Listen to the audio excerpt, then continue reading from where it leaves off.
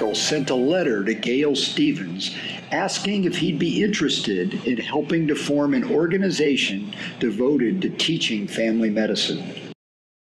I decided I was going to form an academic society.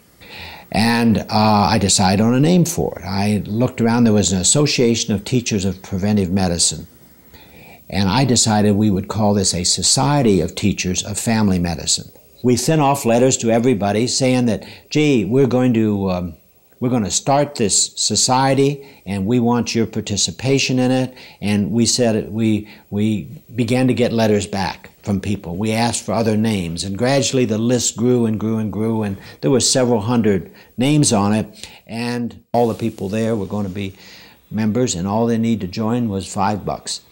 When family medicine was developing as sort of a social movement, a reform movement within medical education and delivery of care, what happens when you are a reform movement or a revolution? First, people oppose it. If they can't destroy it, they then attempt to co-opt it.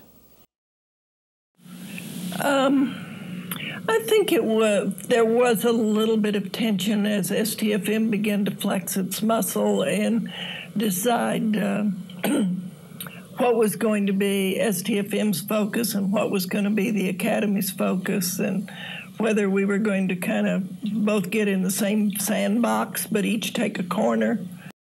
The movement orientation, that was clearly there, the mission orientation. It certainly had, as a part of it, you either were a church member or you weren't. And this was a very, very strong part of the interchange that you saw going on at many of the meetings. And of course it caught fire. The Board of Family Practice and Residency Programs rapidly increasing, students really flocking to them there for those students who were in college in the late 60s. Undoubtedly there were people in pediatrics and internal medicine who wanted to do this all along. I'm not saying they just thought of it new, but others who weren't interested suddenly became interested in primary care and trying to recapture the role of that specialty in primary care. All the conflict between specialties that's gone on since then was born in that era.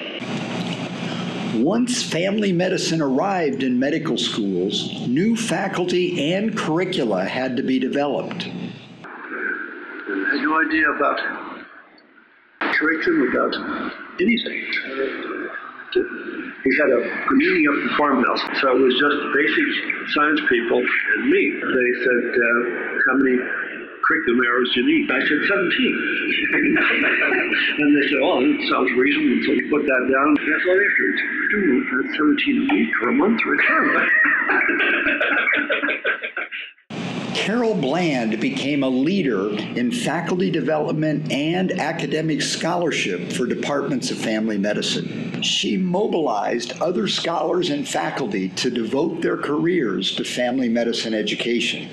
David Swee, Donna Harris, Francine Heckelman, and Kent Sheets. They were early pioneers in developing resources and monographs that helped educators across the country understand how to put together medical student education programs with a variety of resources. I'm proud that STFM was the first specialty to develop national curricular guidelines for third-year family medicine clerkships. STFM developed through the decades as family medicine matured in medical education. Starting as a counterculture movement, family medicine departments in the 1980s and 1990s became peers with other clinical departments. The critical need to be at the center of medical education and medical care at the same time that we retain the innovation and the excitement and the work at the margin, that we retain the original radicalizing value systems, but understand how those fit in traditional power structures in the traditional academic medical establishment. And the reason for that is that I think there's a danger that we will be a temporary phenomenon if we derive most of our energy from from that early socially active, socially conscious time, and we don't move into a more established and stable position. In the words of one of our early leaders, Gail Stevens, some of us recoil at the use of the language of reform and revolution to describe our discipline. These are the semantics of violence, and they project an image that we do not feel. We are benevolent, well-intentioned, humble country doctors who only want to restore some balance to medicine.